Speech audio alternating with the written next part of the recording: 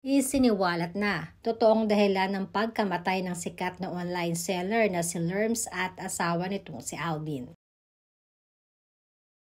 Maugong na pinag-uusapan ngayon sa social media ang pagkakapaslang sa sikat na online seller at ang asawa nitong si Alvin kahapon.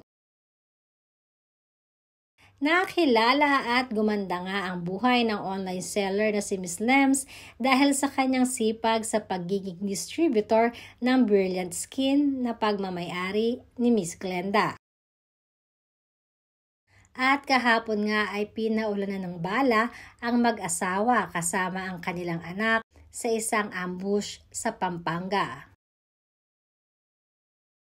Sa kasawiang palad ay kasama niyang namatay ang asawang si Alvin at nakaligtas naman ang kanilang anak. Nakapag-post pa nga ito sa kanyang social media account ng kanilang nilutong sinigang na baboy bago mangyari ang pagpatay. Madami ang nagtataka at nagtatanong kung ano nga ba ang totoong dahilan ng pang-ambush sa mag-asawang Lerms at Alvin. Sinasabing isa sa anggulong tinitingnan ng mga pulis ay ang mga panindang ibinebenta at pinagkakakitaan ng mag-asawa.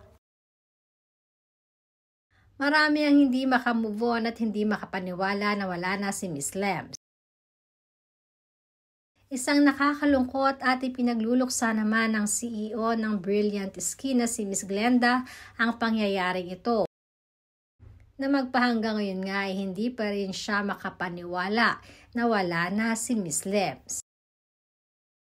Sinasabing maging si Andrea Brillantes ay nasyak din sa mga pangyayari.